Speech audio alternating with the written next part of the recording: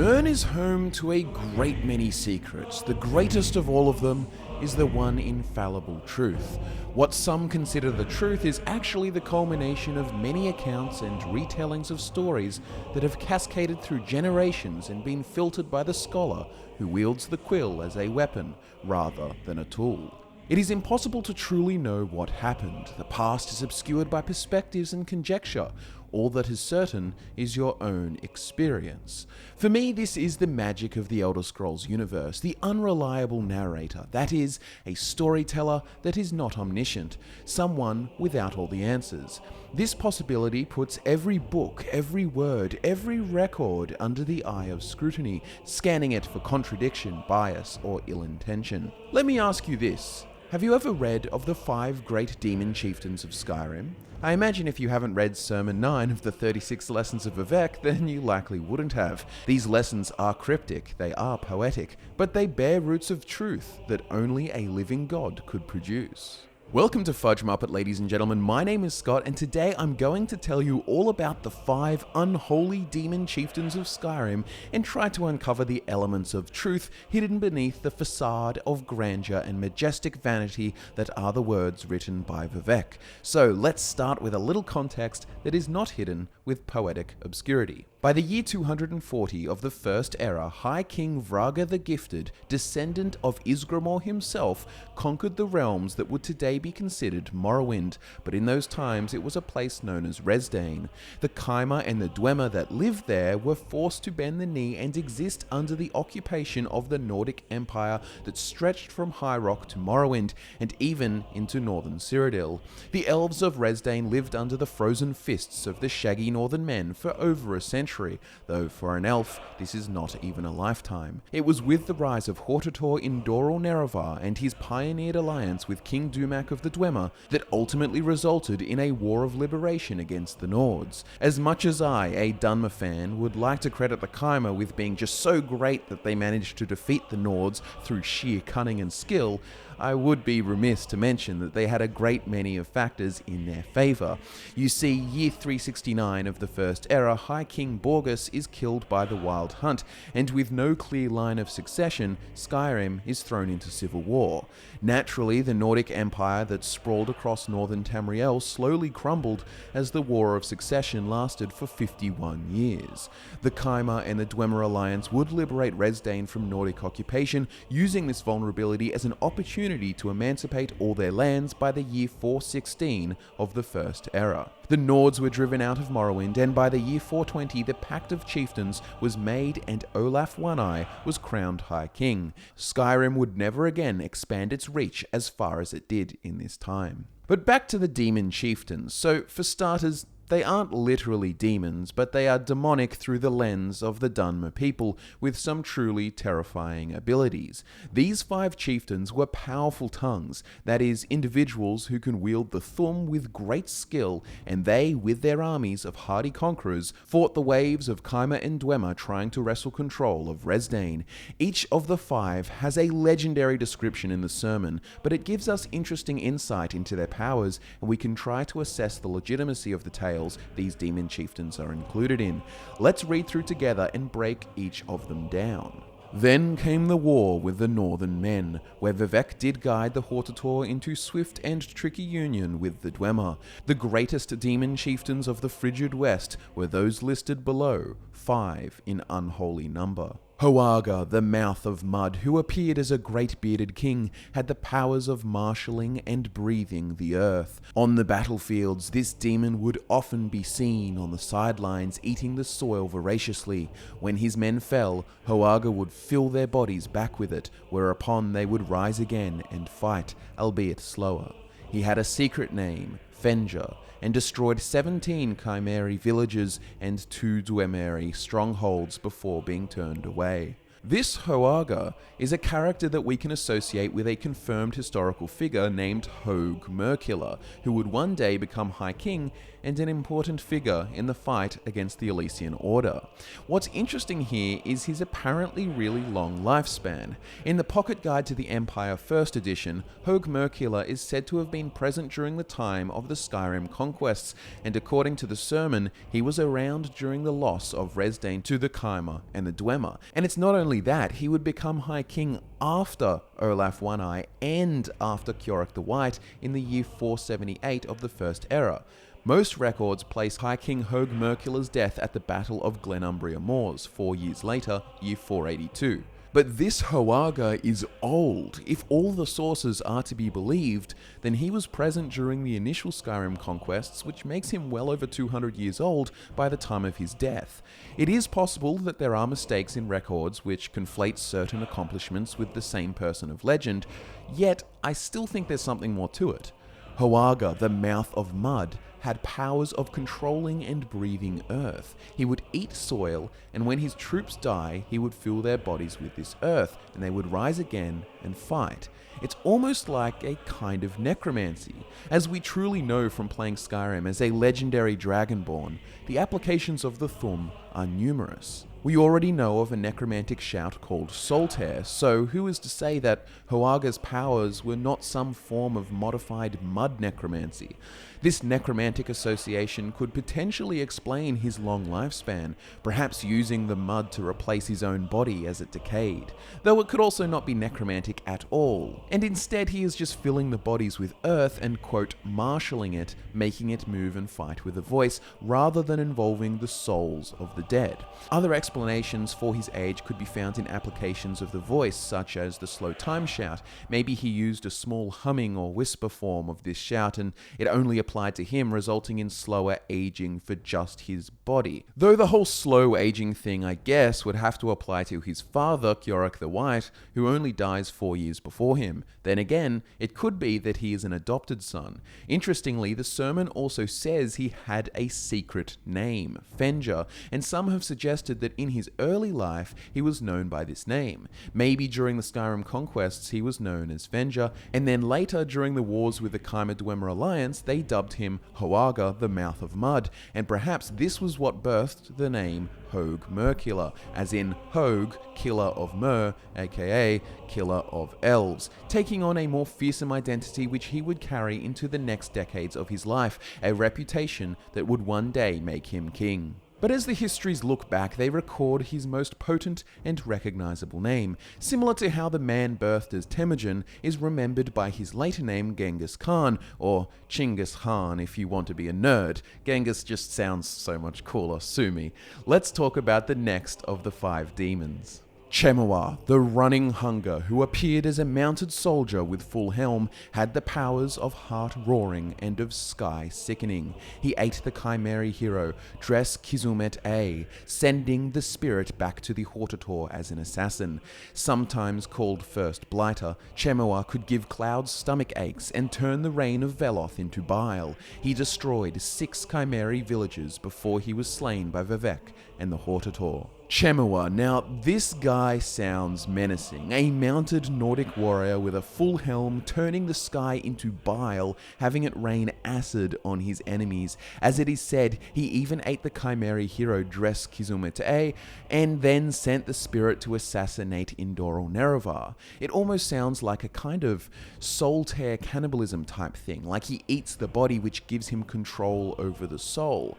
But it's also possible the reality is far less literal and instead only refers to corruption, like how Boethia ate Trinimac and corrupted him.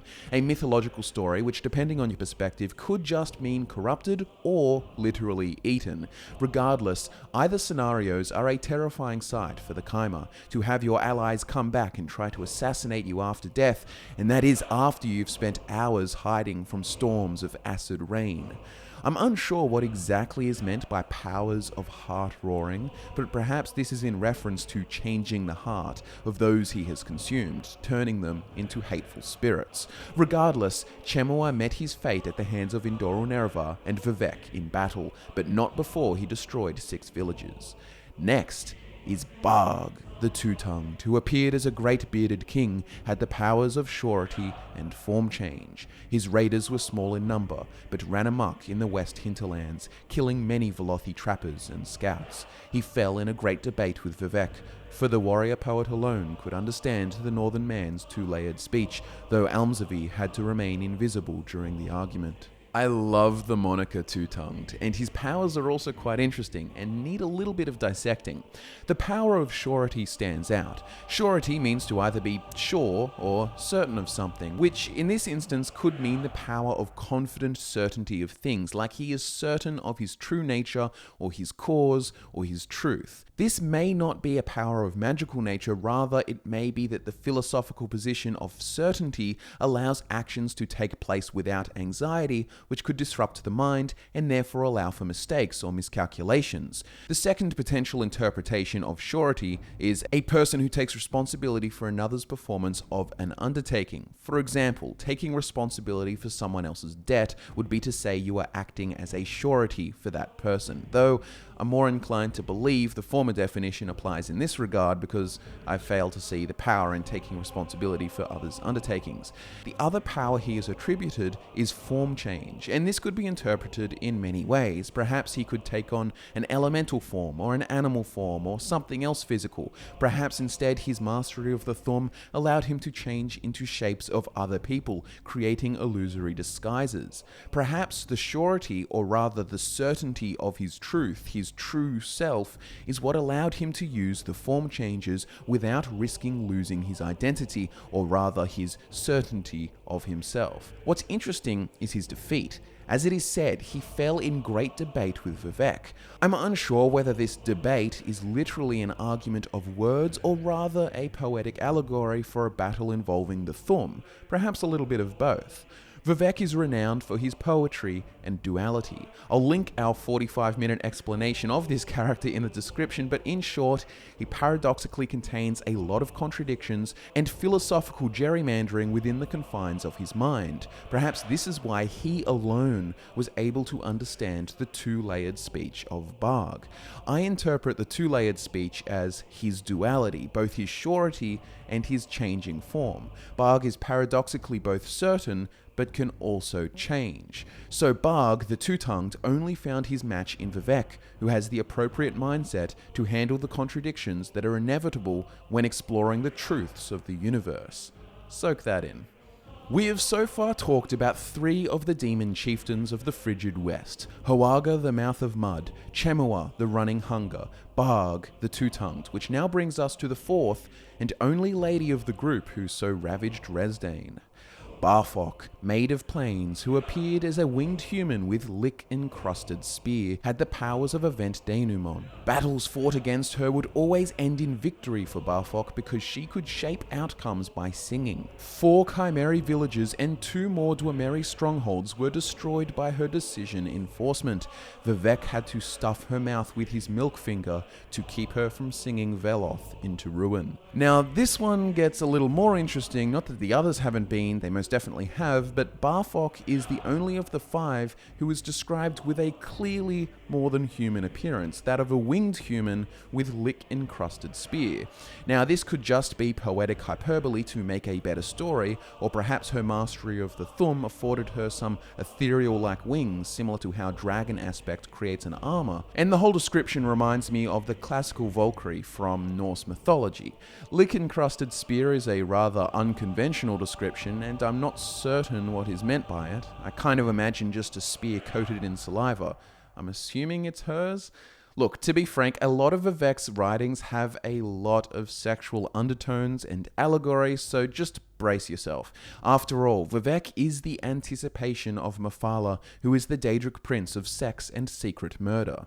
Another interesting phrase here is her moniker, Maid of Plains. A common use of the word plane within the Elder Scrolls is the plains of Oblivion. This may be a bit of a stretch, but perhaps she has some kind of connection with the Daedric prince. Maybe kinda like Umriel the Unfeathered has part divine heritage. Perhaps Barfok here is some kind of winged half Daedra, half Nord. It gets more interesting when you begin to think about which Daedra she may be connected to. Barfok is said to have the powers of event denouement, which is to say that she can decide the outcomes of events. More specifically, she can do this by singing, which is alluding to her use of the thumb to do so. Now, this is pretty powerful. To be able to control causality through singing, determining the fate of things. Now, there is a particular Daedric prince and later enemy of the tribunal who was associated with fate and prophecy. That is right, Azura, Queen of Dawn and Dusk. Also, her typical Daedric servant and messenger is the Winged Twilight. So maybe this Barfok made of planes is actually some kind of Nord-Daedra hybrid, human in form, but with wings bearing similarity to that of the Winged Twilights. Perhaps this heritage and connection to fate has allowed her to use the thumb in this unique way, singing to change the outcomes of events. Now, this may seem like a stretch, but consider this kind of Daedra mortal hybrid has been heard of before, as may be the case with Umariel, but there are also some very similar themes that connect her to Azura. As the sermon says, to stop her, Vivec had to stuff her mouth with his milk finger to keep her from singing Veloth into ruin. If you aren't aware, milk finger is a thinly veiled analogy for the male genitalia, so Vivec assaulted her in this way to prevent her from using her powers, and in some unofficial sources written by the same Michael Kirkbride who wrote the sermons of Vivec, Vivec has performed a similar act but against Azura. In the trial of Vivec, this happens. And for those unfamiliar with Muatra and the 36 Lessons of Vivec, well, essentially spears are also used as an analogy for male genitalia, so it seems Vivec has a habit of sticking his spear in mouths that don't want it. Also, reflecting on this spear analogy, it makes you double think about Barfok with her lick-encrusted spear. It may well be an actual weapon spear, but you know, it may also be a different kind of wood shaft that has been licked.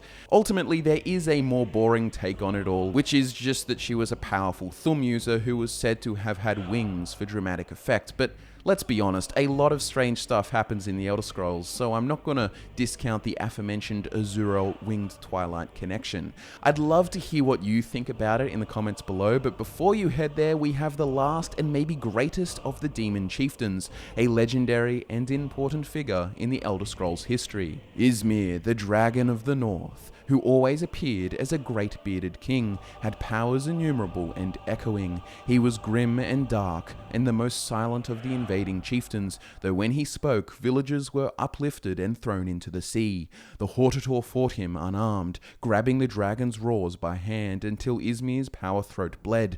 These roars were given to Vivec to bind into an ebony listening frame, which the warrior poet placed on Ysgramor's face and ears to drive him mad and drive him away. Ysgramor. Other names include Breath of Kine, Shaw's Tongue, Ash King, and even potentially Under King, but that's a whole other discussion, and we don't want to go through the whole Talos debacle here. But you may be wondering about the name Ysgramor. You've heard it before.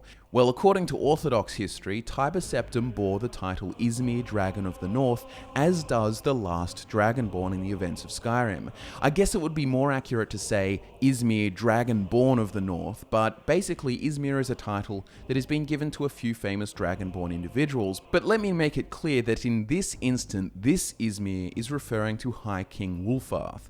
Wulfarth is another complex figure shrouded in mythology and secrets, but ultimately he was a great Nordic chieftain and dragonborn who would rise to the throne of High King in Skyrim after Hoag Mercula dies at Glenumbria Moors. And like Hoag, there is some stuff to figure out timeline-wise because Wulfarth was not High King until the year 482 of the First Era, which is 64 years since the Chimer and Dwemer drove the Nords from Morrowind, the war in which this Sermon 9 takes place. Ysgramor Wulfarth is actually responsible for undoing the work of King Borgus and the Elysian Order, zealously reinstating the traditional Nordic pantheon of Shor. Wulfarth, as described by Vivec, had powers innumerable and echoing. He was grim and dark, and the most silent of the invading chieftains. This description coincides with other histories regarding him. It is said that Wulfarth had a voice so powerful that he could not actually verbally swear into office as High King. He had to have scribes draw up his oaths. He couldn't speak because if he did, great power would be unleashed, hence he was silent until it came to battle, and as it is said, whole villages were uplifted and thrown into the sea. Other feats include swallowing thunderclouds to keep his army from catching a cold, earning himself the title Breath of Kine. He also fought orcs in the east and shouted their chief into oblivion.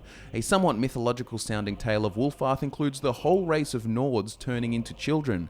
Listen to this from the 5 songs of Wulfarth. The 3rd song of King Wulfarth tells of his death. Orki, an enemy god, had always tried to ruin the Nords, even in Atmora where he stole their years away. Seeing the strength of King Wulfarth, Orki summoned the ghost of Alduin Time-Eater again. Nearly every Nord was eaten down to 6 years old. Boy Wulfarth pleaded to Shor, the dead chieftain of the gods, to help his people. Shor's own ghost then fought the Time-Eater on the spirit plane, as he did at the beginning of time, and he won, and Orki's folk, the orcs, were ruined. As Boy Wulfarth watched the battle in the sky, he learned a new thum. What happens when you shake the dragon just so? He used this new magic to change his people back to normal. In his haste to save so many though, he shook too many years out on himself. He grew older than the Greybeards and died. The flames of his pyre were said to have reached the heart of Kine itself. As we've said many times before, the lines between mythology and historical fact get blurrier and blurrier the further back in history you go, and we are talking about a time just under 4,000 years ago. Who knows, maybe Nords did all turn into 6-year-old kids for a while, till Wulfarth saved them, but let's get back to his fight with Hortator Indoral Nerevar and Vivec, as well as his reincarnation as the Ash King. Indoral Nerevar fought Wulfarth unarmed, knowing to face his voice is a death sentence. The Hortator grabbed his throat, preventing him from letting loose roars of power, and he held until his throat bled.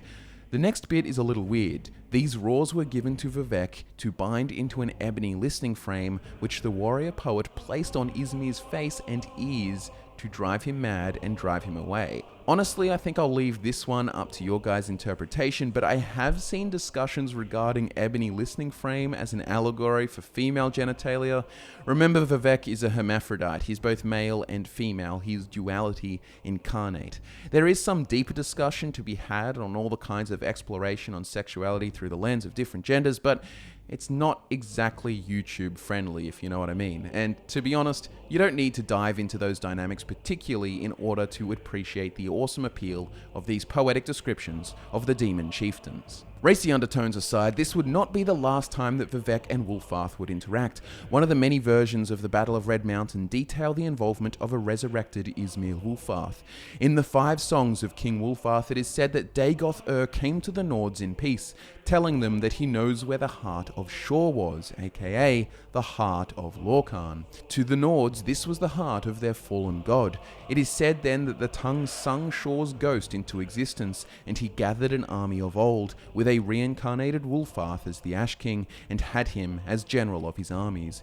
In the traditional 5th song, they were betrayed by Dagoth, and Shor was trapped under Red Mountain till the end of time, and Vivec blasted the Ash King Wulfarth into ashes, which Kine then lifted into the sky. However, there is the secret song of Wulfarth the Ash King, which differs again from the traditional retelling. In this version, Dagoth did not betray the Nords, but instead led them to a confrontation with Nerevar and his champions. And so Dagoth who wanted the dwarves as dead as the tribunal did, went to Cogoran and summoned his house Chapthil, his Nixhounds, his wizards, archers, his stolen men of brass, and the Ash King Wulfarth, hoary Ysmir, went and made peace with the orcs in spite of his Nordic blood, and they brought many warriors but no wizards at all. Many Nords could not bring themselves to ally with their traditional enemies, even in the face of Red Mountain.